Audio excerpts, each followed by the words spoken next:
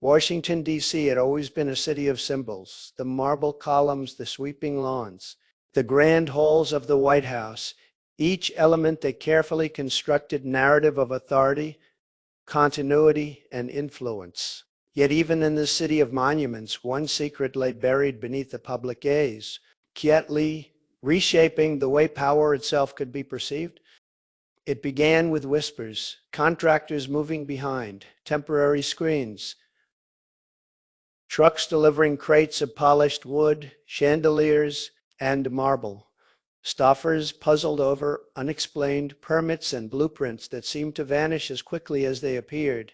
On social media, rumors swirled, videos circulated, and YouTube channels exploded with speculation. Some spoke of a secret renovation, others hinted at something more extraordinary: a ballroom built in the heart of the White House, crafted to embody presence, spectacle, and ambition. The concept seemed surreal. The White House had been home to presidents, diplomats, and history itself, but a private ballroom for a former occupant. For decades, rooms had been repurposed for meetings, dinners, and ceremonial events. Never had there been a space so lavish, so meticulously engineered to project personal identity rather than institutional purpose. The idea alone captured the imagination of a nation already familiar with spectacle and symbolism. This was not merely architecture, it was strategy, it was theater. It was a signal to the world that power could be rehearsed meticulously beneath the very soil of American democracy. Every element, from the golden chandeliers to the polished floors, from mirrored walls to velvet drapes, was selected with precision. Each detail communicated authority, influence, and the subtle assertion that presence could outweigh policy, charisma could outweigh legislation, and perception could outweigh reality.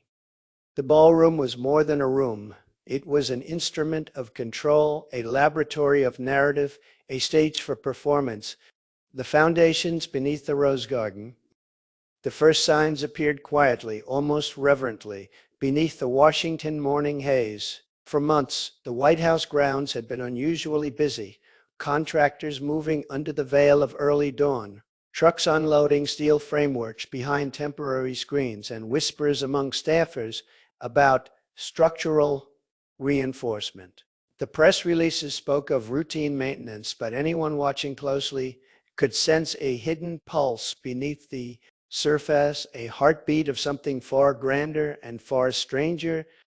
The White House had always evolved with its occupants, rooms changed, walls repainted, security tightened, yet never had there been such secrecy about a renovation. Even in an era accustomed to spectacle, this felt deliberate. Cameras were banned near the South Lawn. Visitors noticed newly paved paths branching toward areas long sealed off since the Obama years. And every few nights, the faint thud of construction echoed through Lafayette Square like muffled drums from a distant rally. Rumors multiplied faster than confirmations. Some said the underground command bunker was being expanded. Others whispered about a private residence or secret archive. But among insiders, the phrase that floated through encrypted texts and cautious glances carried an almost surreal simplicity: the ballroom. The name alone sounded absurd. Yet, in the language of Washington, absurdity often marked truth. It began, they said, with an order signed months earlier, quiet, direct, and bypassing the usual committees. The document stamped preservation discretionary, authorized structural modifications for ceremonial and executive hospitality use. The line item disappeared in the Federal Register beneath a string of unrelated expenditures. Only those who traced the paper trail noticed a curious contractor listed a luxury design firm based in Palm Beach, Florida, with a long history of work for a particular former president. Sunny inside the administration, unease simmered. Staffers who remembered the early days of the Trump years recognized the rhythm of the spectacle returning. The man who had once turned political communication into reality television had learned to bend symbols into weapons. A ballroom inside the White House, his ballroom would not merely be architecture, it would be theater dominance, reclamation. The first official confirmation arrived not through a press release, but through the permits filed with the DC Historic Preservation Office. They revealed the new addition would be beneath and contiguous with the existing Rose Garden complex, a cavernous space of 17,000 square feet designed for public engagement and ceremonial receptions. The official language was restrained, but blueprints leaked soon after showed sweeping staircases, mirrored columns, and an oval dance floor patterned after Mar-a-Lago's Gilded Hall. It was not a renovation, it was a resurrection, a symbolic rebuilding of the Trump aesthetic into the heart of America's most guarded house. Analysts debated the move endlessly. Supporters hailed it as a restoration of grandeur, proved that the White House was once again a place of celebration rather than solemn bureaucracy. Critics called it an imperial gesture, a literal carving of personal identity into public property. But beneath the noise, a quieter question lingered. Why now? Trump, though not in office, had kept himself within reach of power through rallies, media networks, and the endless gravity of his persona. His reemergence as a figure of inevitability loomed over the 2028 campaign season, and the ballroom insiders whispered was his bridge, a promise of return already being built beneath the rose garden soil. As the foundation poured, tensions flared. The National Archives raised objections about historical integrity. Preservationists protested outside the gates, their chants drowned by the sound of excavation. Inside, the West Wing staff noticed changes in tone. Meetings shortened, directives arriving without explanation. Old photos of the previous administration quietly replaced with images of executive resilience. Even President Harding, nominally in office, seemed distant from the process. Sources later described him as hands off his advisors, managing optics. But history would record that the White House, for the first time in its long life, had begun reshaping itself, not for an occupant, but for an expectation. By early autumn, the outer shell was complete. Reporters peering through gaps in the perimeter fence caught glimpses of chandelier crates, velvet drapes, and gilded door frames wheeled in under tarpaulins. When questioned, a White House spokesperson insisted the space would serve as a nonpartisan venue for cultural diplomacy, yet the phrasing felt hollow, an echo of language used to soften what could not yet be explained. Then came the night the lights flickered on from across the Potomac. Photographers caught the glow, warm, golden, rhythmic, pulsing upward through the soil like buried treasure rediscovered. Beneath the rose garden, something vast had awakened.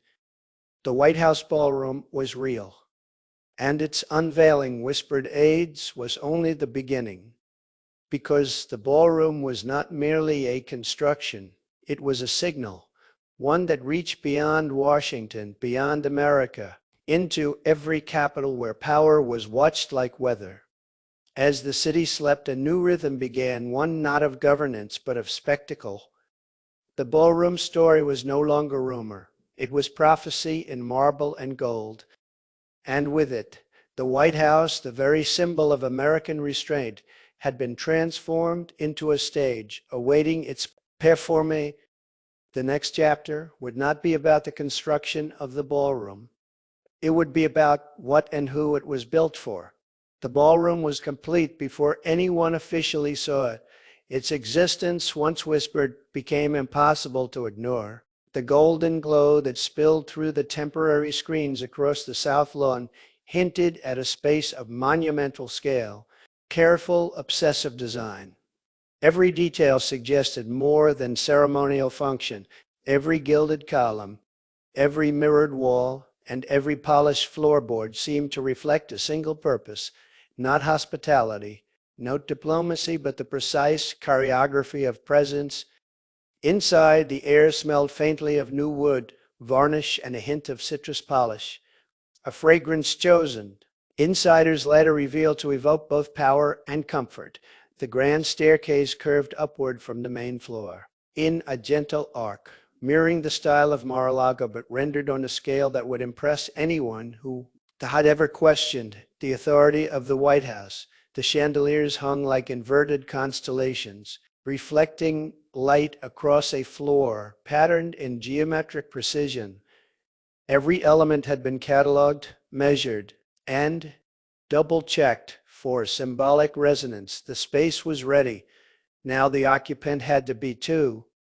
The first rehearsal was subtle, invisible to the public eye.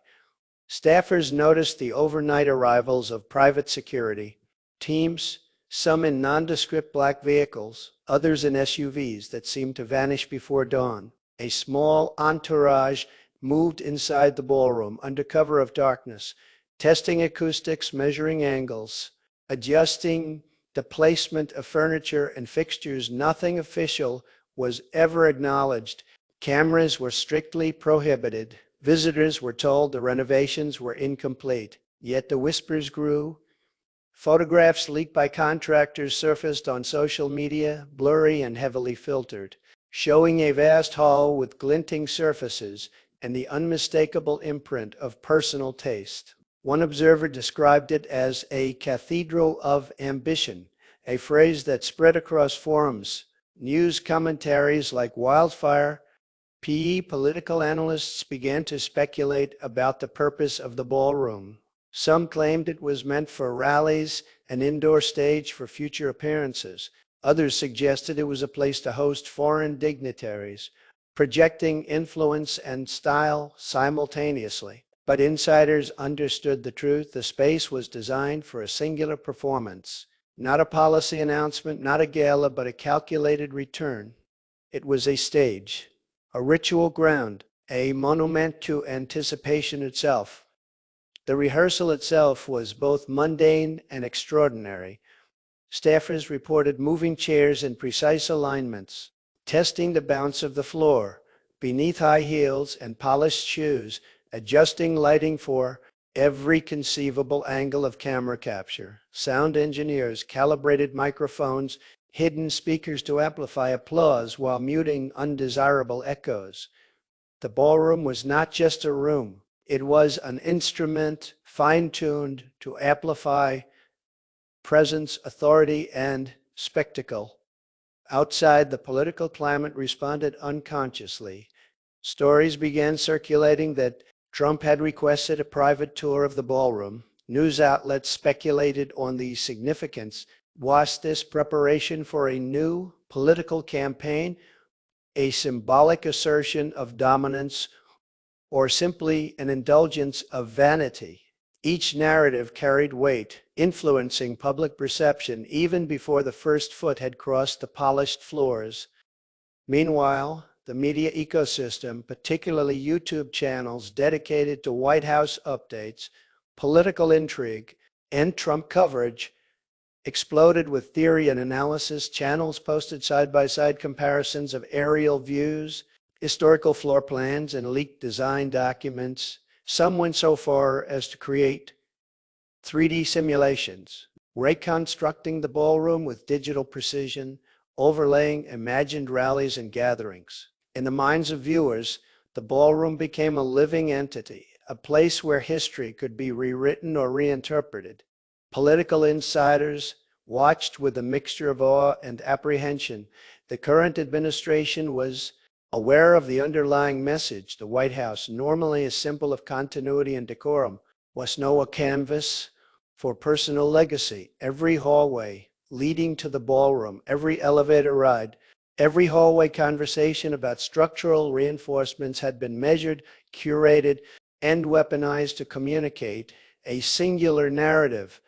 The past occupant was not merely present. He was returning in essence, if not in office. Preparations for a soft reveal began almost immediately. Invitations, not public, note press-friendly, word dispatched to key supporters, media allies, and strategic political operatives. Inside sources described the guest list as a blend of loyalty, influence, and spectacle. Journalists who could shape perception, donors who could finance campaigns, and celebrities who could draw attention with every social media post. Each attendee would witness the grandeur of a ballroom firsthand, forming the first wave of the narrative that the world would eventually consume. The first public reaction, however indirect, came through subtle leaks. Social media accounts with thousands of followers posted blurry photos of chandeliers and ornate columns. Speculation on the ballroom's exact purpose, and commentary that bordered on worship. Political commentators speculated on the long-term implications. Could a private space within the White House, built in secret, serve as a rehearsal stage for a return to power? Would this set a precedent for personalized legacy architecture in government buildings? For historians, it became an irresistible enigma. For strategists, a warning sign. Inside the rehearsal, every element was tested repeatedly. Doors opened to measure audience flow. Lighting was adjusted to cast shadows that enhanced stature. Floor polish was tested under the weight of heavy shoes. Even the temperature was meticulously controlled, with HVAC systems tuned to maintain comfort without compromising acoustics. Observers described the atmosphere as tense yet ecstatic, a mixture of anticipation and meticulous discipline. The ballroom, it seemed, was alive, responding to every footstep and every whisper, as if the room itself anticipated the performance to come. By the end of the rehearsal phase, one undeniable truth had emerged. The ballroom was more than architecture, it was strategy. It was a symbol of inevitability, and above all, it was a signal to the world that history could be choreographed, that presence could be rehearsed, and that power could manifest even before it was officially reclaimed. Outside the walls of the White House, debates raged.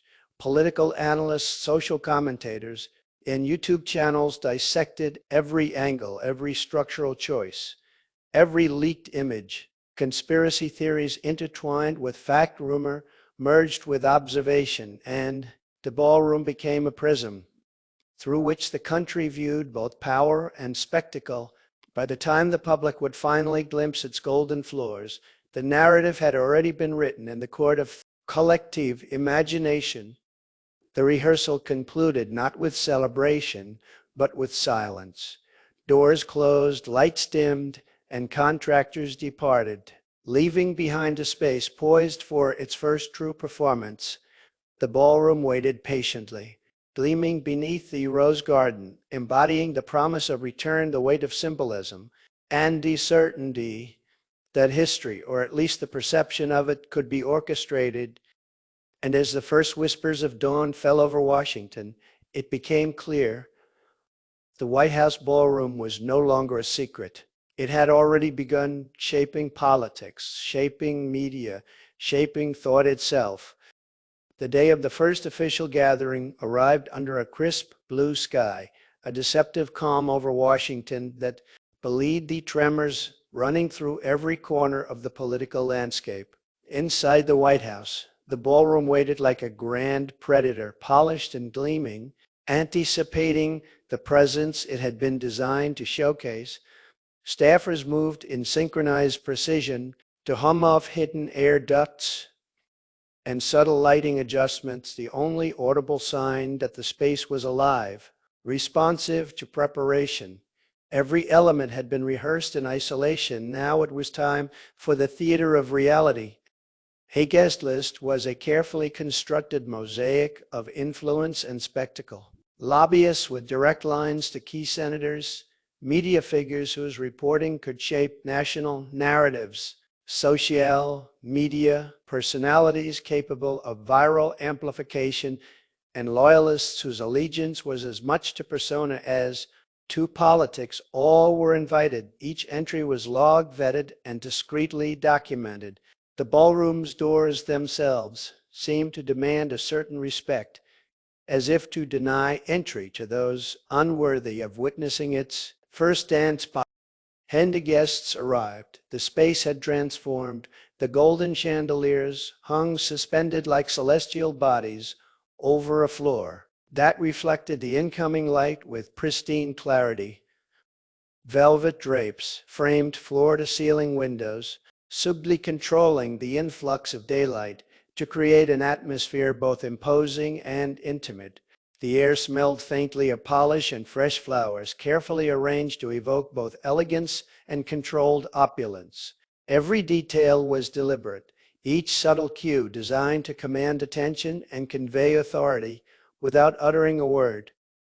Avers later described the first steps into the ballroom as almost ritualistic.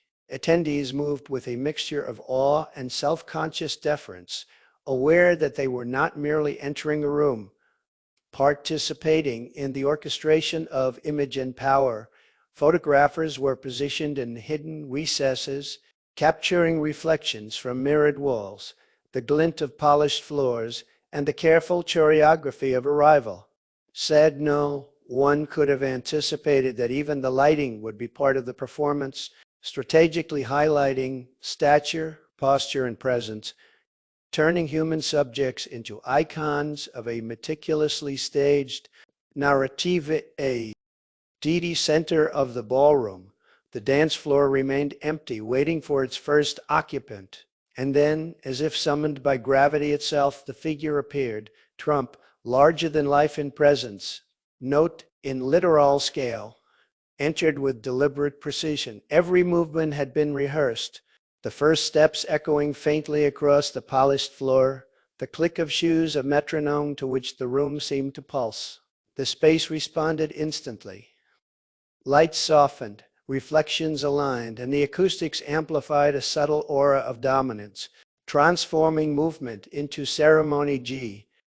Whists observed their attention unwavering, caught between admiration and calculation. The room's design facilitated both spectacle and strategy.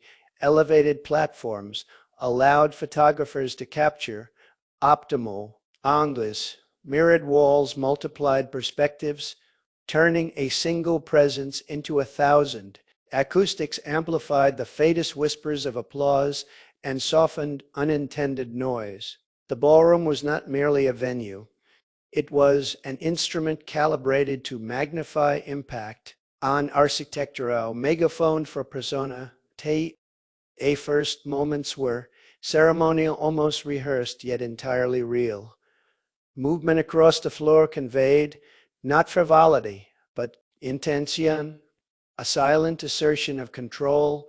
Observers noted the interplay of spatial dominance. Each step toward the center drew the eye, reinforced stature, and asserted presence.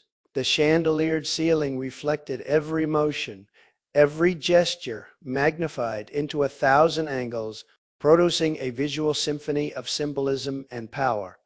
The ballroom had become both stage and actor, reflecting authority back upon its occupant.